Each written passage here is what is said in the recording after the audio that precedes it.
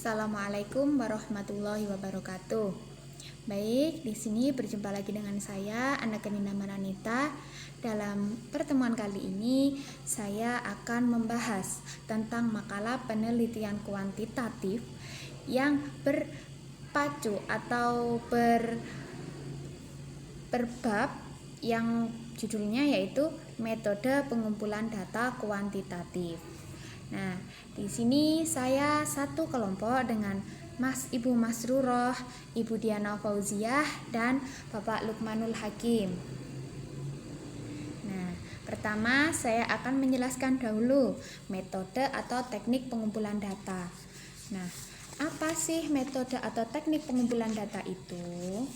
Nah, pengertiannya, pengumpulan data dapat dilakukan dalam berbagai setting, berbagai sumber, dan berbagai cara.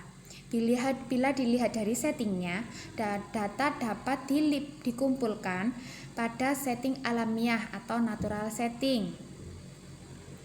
Pada laboratorium dengan metode eksperimen, di rumah dengan berbagai respon pada datanya, maka pengumpulan data dapat menggunakan sumber primer ataupun sekunder. Nah, sumber primer itu apa? Sumber primer adalah sumber data yang langsung memberikan data kepada pengumpul data. Sedangkan sumber sekunder merupakan sumber yang tidak langsung memberikan data kepada pengumpul data, misal lewat orang lain atau lewat dokumen, bisa berupa biografi, seperti itu. Nah, selanjutnya yaitu macam-macam teknik pengumpulan data. Di sini ada 3 macamnya. Macam itu maksudnya apa? Tahapannya ada 3. Yang pertama, teknik observasi. Selanjutnya yaitu teknik wawancara, dan yang terakhir yaitu teknik berupa angket. Nah, teknik observasi itu ada 2 macam, yaitu dari segi pengumpulan datanya. Yang pertama itu segi pengumpulan data, yang kedua dari segi instrumentasi yang digunakan. Nah, teknik observasi itu sendiri apa? Teknik pengumpulan data dengan cara mengamati secara langsung maupun tidak tentang hal-hal yang diamati dan mencatatnya pada alat observasi. Observasi sebagai teknik pengumpulan data mempunyai ciri yang spesifik bila dibandingkan dengan teknik lain, yaitu wawancara dan kuesioner. Nah, kalau teknik wawancara dan kuesioner selalu berkomunikasi dengan orang, maka observasi tidak terbatas pada orang, tetapi juga objek-objek alam yang lainnya. Contohnya seperti perilaku manusia, proses kerja, gejala-gejala alam, itu kita bisa melakukan teknik observasi. Nah, macam-macam observasi apa? Nah, di sini ada macam-macam observasi, ada 2. Dari segi pelaksanaan pengumpulan data dan dari segi instrumentasi yang digunakan. Oke, kita bahas yang pertama dahulu, yaitu dari segi pelaksanaan pengumpulan data. Ada 2, yaitu berperan serta dan non-partisipan atau tidak ikut berperan serta. Maksudnya observasi berperan serta itu bagaimana? Maksudnya ialah peneliti ini terlibat dengan kegiatan sehari-hari orang yang sedang diamati atau digunakan sebagai sumber data peneliti.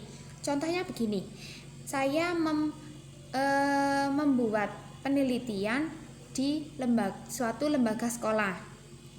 Nah, observasi berperan serta itu bagaimana? Kita masuk ke dalam lembaga tersebut. Seumpama kita mengajar kelas 3, maka kita ikut mengajar. Bagaimana cara mengajar? Bagaimana cara mengatasi siswa yang seperti ini, itu kita berperan serta. Kalau observasi non partisipan, kita hanya sebagai pelihat. Maksudnya apa? Guru tetap menerangkan, kita ada di belakang, kita melihat, oh berarti pelaksanakannya seperti ini. Gurunya menerangkan, setelah guru menerangkan, memberikan tugas, setelah itu menilai. Nah, itu kita non partisipan, kita tidak ikut apa-apa. Tapi kalau berperan serta, kita menjelaskan, kita memberi tugas, kita memberi nilai. Itu dari segi pelaksanaan pengumpulan data, kita berperan serta di dalamnya. Yang kedua yaitu dari segi instrumentasi yang digunakan. Maksudnya bagaimana? Dari segi instrumentasi yang digunakan, nah itu dibagi dua juga, ada observasi terstruktur dan tidak terstruktur. Maksudnya terstruktur itu bagaimana? Jadi dalam mengamati penelitian dia itu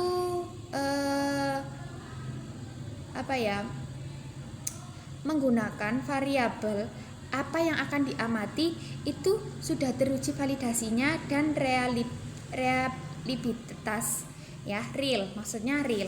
Nah, kalau observasi tidak terstruktur itu apa? Kalau observasi tidak terstruktur itu menggunakan instrumen yang telah baku, tetapi hanya berupa rambu-rambu pengamatan.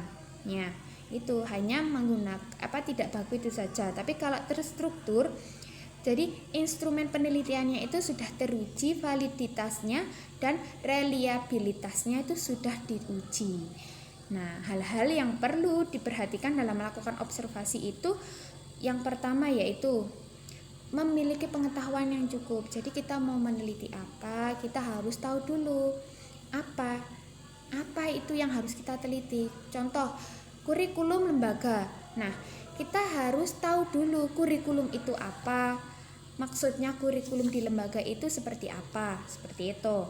Pemahaman tujuan umum dan tujuan khusus peneliti yang dilaksanakan. Jadi tujuannya yang umum itu apa, yang khusus itu apa. Kalau yang khusus tentang kurikulum, ya kita bahas tentang kurikulum. Baru nanti kita berjalan ke yang umum secara perlahan.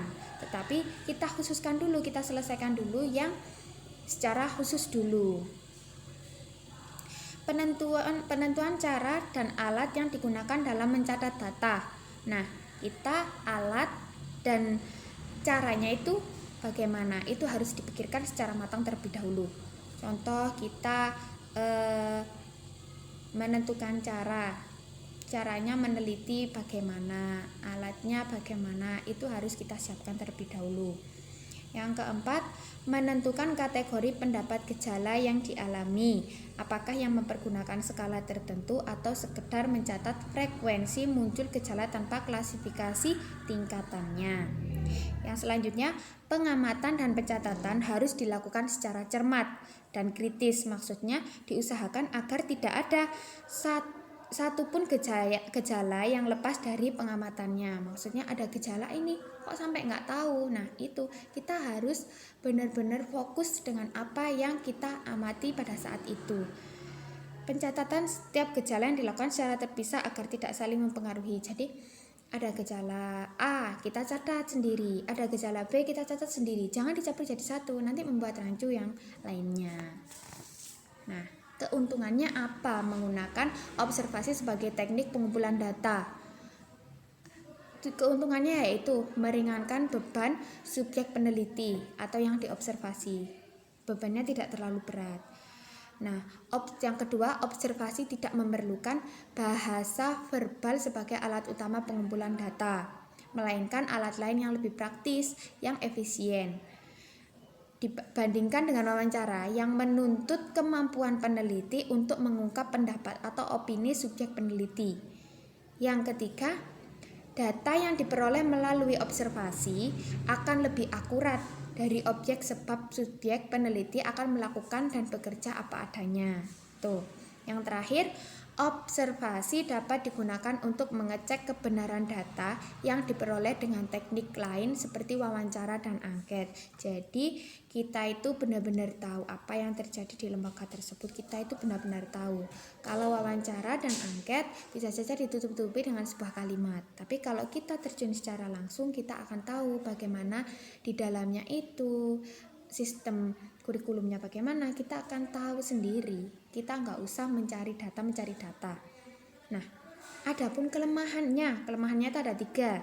Yang pertama, banyak hal atau gejala tingkah laku yang tidak dapat diungkap dengan observasi, tidak dapat diamati, terutama hal-hal yang bersifat pribadi dan bersifat rahasia.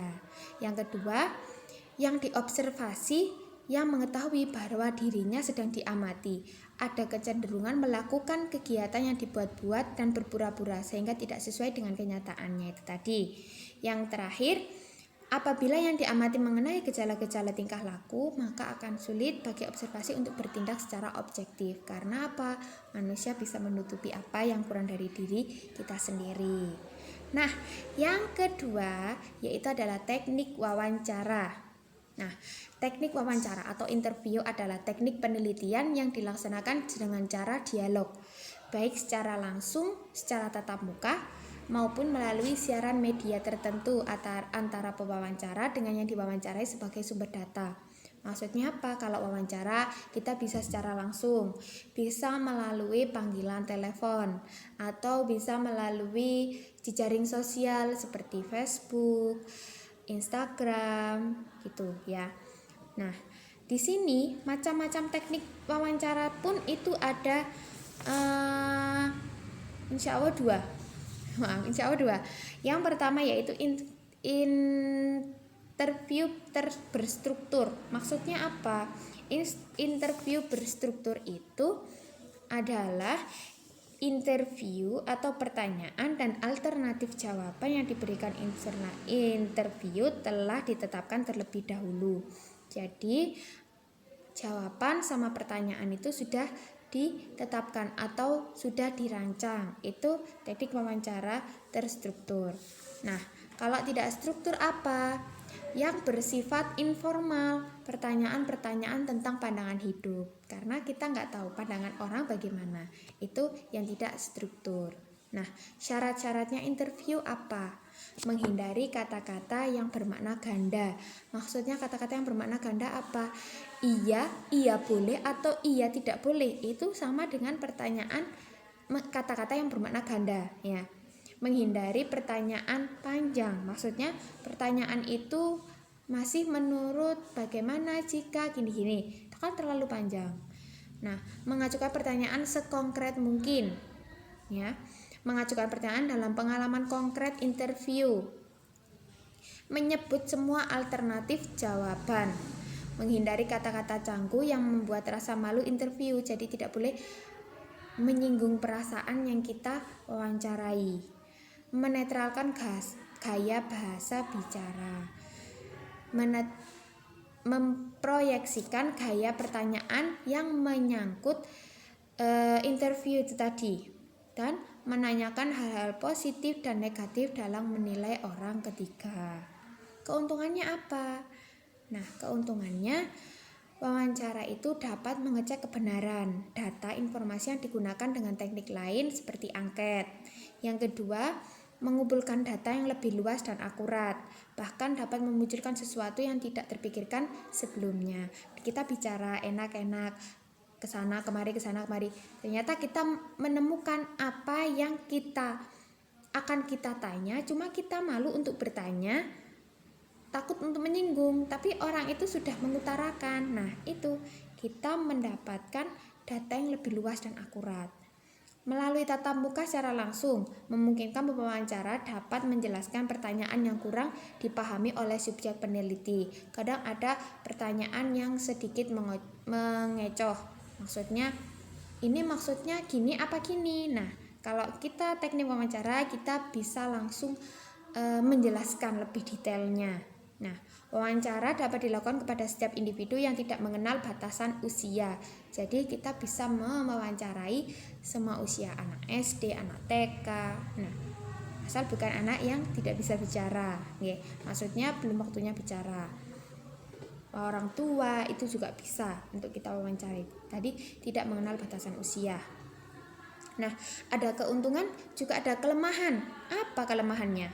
Ya, kelemahannya yang pertama, kadang-kadang pelaksanaan wawancara memerlukan waktu dan tempat. Jadi wawancara itu memerlukan waktu yang sangat panjang dan tempat yang senyaman mungkin. Yang kedua, wawancara menuntut keterampilan khusus dari pewawancara dalam mengungkap data dan keterangan yang akurat. Jadi kita harus pandai-pandai bertanya agar data yang ingin kita dapat itu diberikan, seperti itu. Selanjutnya, sulit menghilangkan pengaruh-pengaruh subjektif pewawancara yang dapat mempengaruhi hasil wawancara. Ya, itu teknik wawancara. Sekarang ada teknik angket atau kuesioner. Apa sih angket? Angket itu adalah instrumen penelitian berupa daftar pertanyaan atau pernyataan secara tertulis yang harus dijawab atau diisi oleh responden sesuai dengan petunjuk pengisiannya. Nah, macam-macam angketnya itu ada berapa? Ada 4 macam-macam angket. Yang pertama, kuesioner berstruktur. Maksudnya apa? Berisi pertanyaan-pertanyaan yang disertai jumlah jawaban yang disediakan. Yang kedua, kuesioner tak berstruktur. Maksudnya apa? Di mana jawaban responden terhadap setiap pertanyaan kuesioner bentuk ini dapat diberikan secara bebas menurut pendapat sendiri. Yang ketiga, kuesioner kombinasi berstruktur dan tidak berstruktur. Maksudnya apa? Pertanyaan dari satu pihak member alternatif itu harus dipilih dan lain pihak memberi kebebasan kepada responden untuk menjawab secara bebas lanjutan dari jawaban sebelumnya itu. Yang terakhir, kuesioner semi terbuka, yaitu memberi kebebasan kemungkinan menjawab selain dari alternatif jawaban yang sudah ada. Nah, kelebihannya apa? Nah, kelebihannya, jadi pengumpulan data dari segi responden atau sumber data ya yang jumlahnya cukup besar.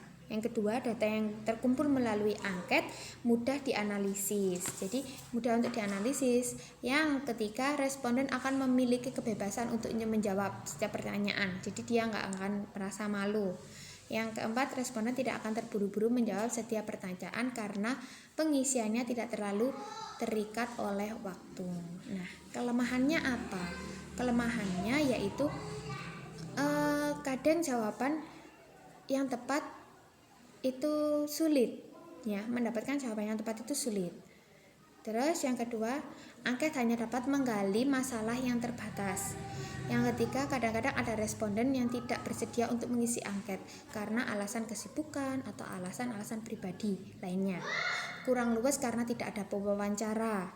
Tingkat pengambilan kuesioner rendah, ya. Kadang ada yang mau ngambil, kadang nggak ada yang mau ngambil, namanya manusia ya. Kita nggak tahu, maksudnya nggak mau ngambil gimana gitu.